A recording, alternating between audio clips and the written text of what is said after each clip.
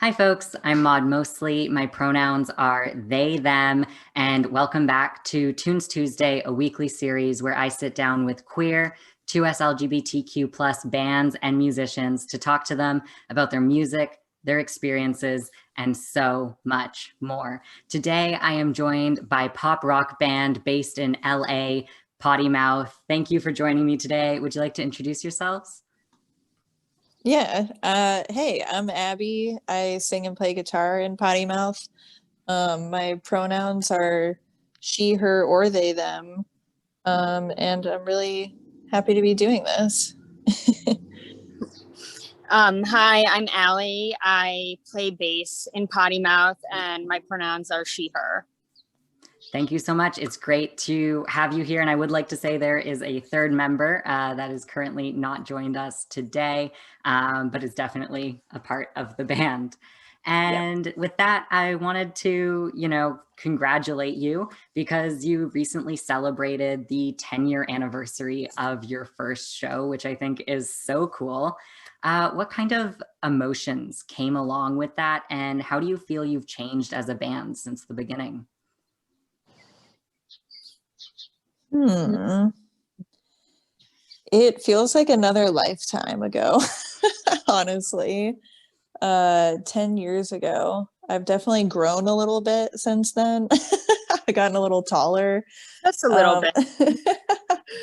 um, yeah, how have we changed as a band? I mean, when we started, it was purely, just like for fun. So it I don't know, had a lot of options of where we could go with the music, and it was pretty open and low pressure. And I think over the years we've we've just started taking it more and more seriously and been more thoughtful about like you know, uh, how we record or who we release with. And I don't know, it's all just been like a long learning process. Yeah, as far as like emotions that come up, I just feel proud to have that kind of longevity and to have like gone through all of the experiences that we've gone through in the last 10 years, from really starting out as Abby said, just for fun, DIY punk band. That first show we played 10 years ago was in a basement. Abby was still in high school. I had just graduated college. I remember we showed up to the show and yeah, Abby didn't even have an amp. We were very like, we're very like amateur at that time. And then it quickly as we kept doing it, it we really did catapult into this whole new world that no one's ever really prepared to be in the music industry. I mean, even if even if you go to music school or whatever, it's the music industry is one of those things that is sort of constantly changing, especially when I think, released our first album in 2013. That's when streaming really became more of a thing. And now it's like the only way people consume music. And so you're constantly learning and growing with the culture and making choices that you're not always sure if it's like the right choice. There's no right way to do things. And I'm just proud that we have, like, despite the growing pains and despite the varied experiences that we've had over the last 10 years, from being like a self-started DIY punk band to being on a major label to now back being on a DIY label, and like sort of realigning with like those original values and ethics that we started with, like that just makes me proud that that can be the narrative, and it doesn't have to be this narrative of like this like linear trajectory to like always trying to get the bigger thing, because the bigger thing isn't always the best thing. Being on a major label, being on whatever, being like so career focused. Like a commercial band. Yeah. So career focused to the point where it just sucks the fun out of the experience. I'm so glad that we didn't allow ourselves to get to that point, because I think that's when things start to implode a little bit. And I'm just glad that we can still have fun, you know? Yeah. Absolutely. I love that. And just for fun, if you could go back 10 years, like as who you are now, and talk to yourself as you're about to do that first show, do you know what you'd say to yourself? Just have fun with it. Yeah. Don't take yourself too seriously. Nothing is meant to be that serious in rock music. Laugh at the imperfections. Don't get too hung up in what other people are doing around you, or what other people are saying, or what other people think. I really think there's a lot to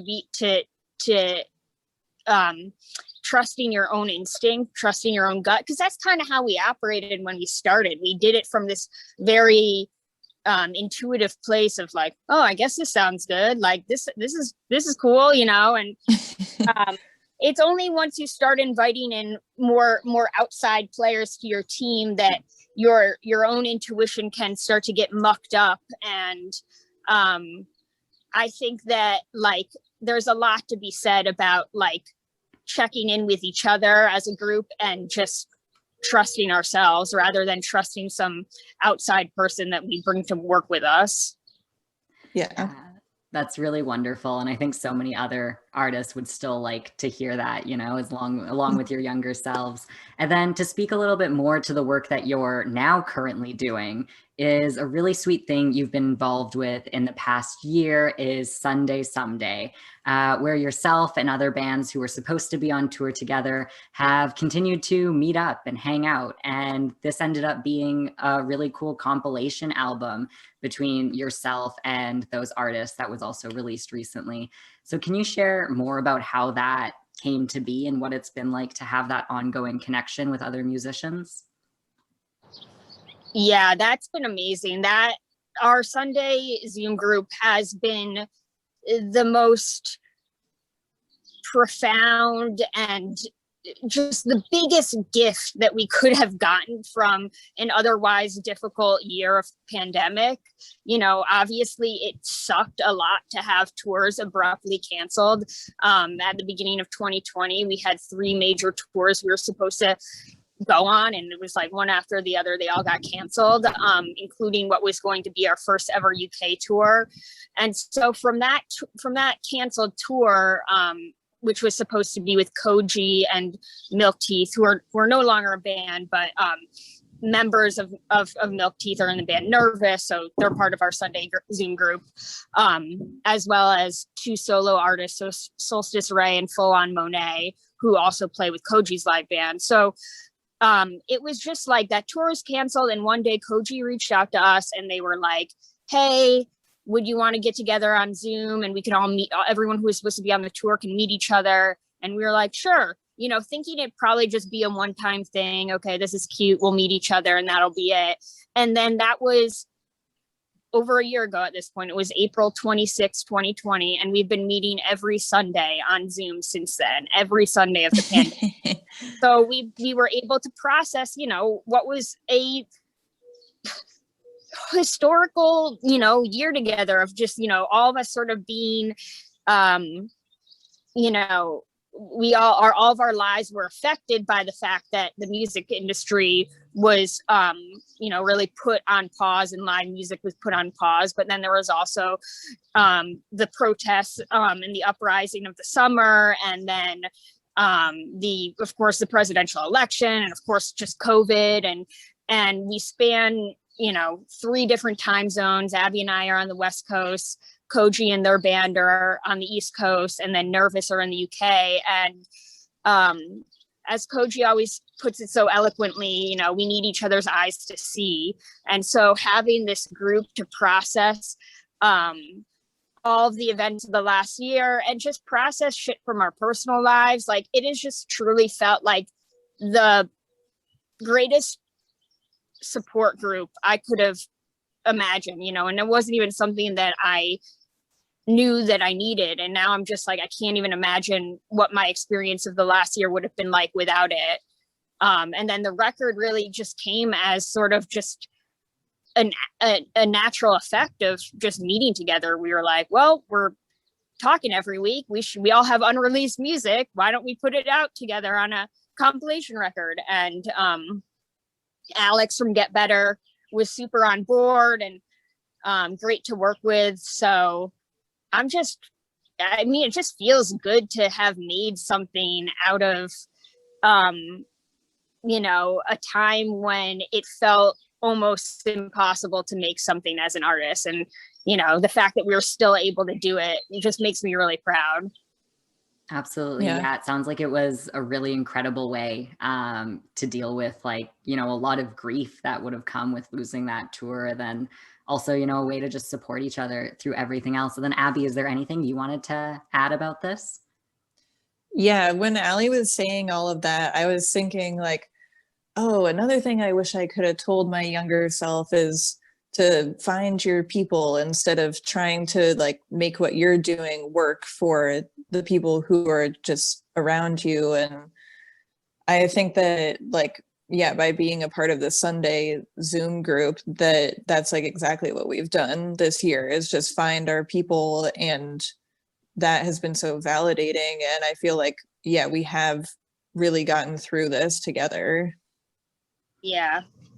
Yeah, it's very exciting. And we still plan to tour together once we're able to do so. We still obviously want to do that tour that didn't happen. And when it does happen, it's just going to feel so great because it's like now a year plus of like pent up energy. And we still haven't met any of the people in the group in person before yet. So it's going to feel so amazing and surreal to finally meet. Yeah, well, I am really looking forward to you all being able to go on that tour and being able to see each other. That sounds so exciting, and I truly cannot wait to that. But prior to the compilation, your last album, Snafu, was released in 2019. And it's a great album that features your song Fence Walker, which really stood out to me because it cleverly addresses people who deem themselves apolitical. Can you share more about that song and what inspired you to write it? Yeah, I love that you like that song because I feel like that is maybe a song that gets kind of slept on the record, but we love playing it live because it's so like energetic and like pissed off.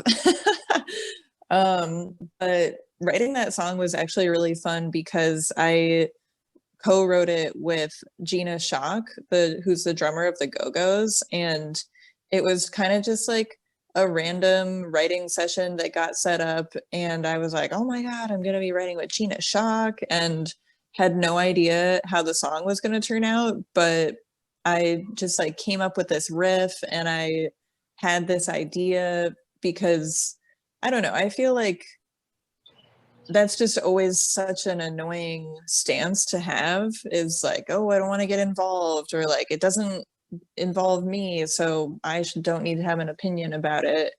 And I don't know, I just was feeling like a lot of anger about people who, you know, look at things that way, and really wanted to make it work with the song. And luckily Gina was like totally behind it, and she was like, yes, this is so cool, like I love this whole idea, this is great, like keep doing it, like keep, like what else you got, like so that felt really validating in that writing session, because I've done a whole bunch of writing sessions and it can definitely feel like, you know, the other person in the room is not really getting what you're going for, or just not really like seeing the whole picture. And yeah, she's such a badass, so she was like the perfect person to be in the room with me.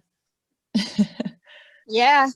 And just today, actually, the Go Gos, it was announced that the Go Gos are being inducted this year into the Rock and Roll Hall of Fame, which it feels like so amazing. Just that for us, like they're obviously kind of like inspirations, and we've played a couple shows with them. Abby co-wrote Fence Walker with Gina, and I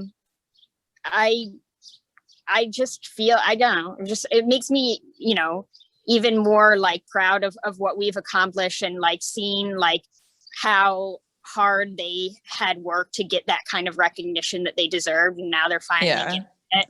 It was such a long time coming. And now that I think about it, it's even crazy, because I had that dream 2 nights ago where we were flying in the helicopter, Abby, and we flew over Gina and we were singing the Go Gos. Wait, you're right. Oh my God, that's so crazy. I gotta text her about that. Yeah.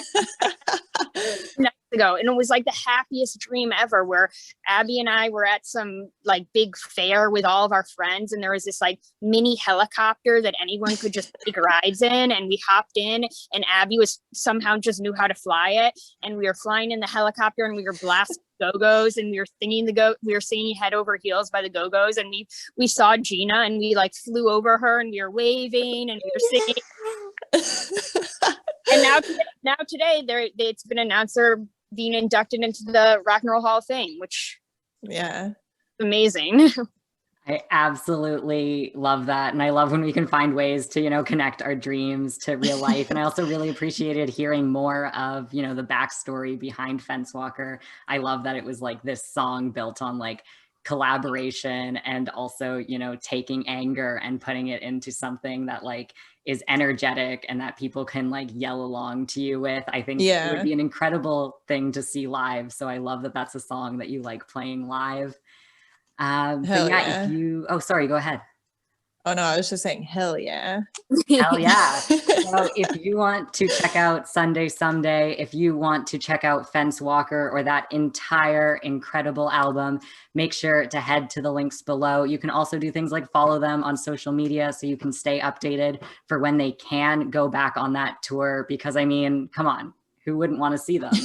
So thank you so much for joining me. Stay tuned for next week's Tunes Tuesday. And with that, Potty Mouth will be playing us out. You say you meant no offense, but you're walking away,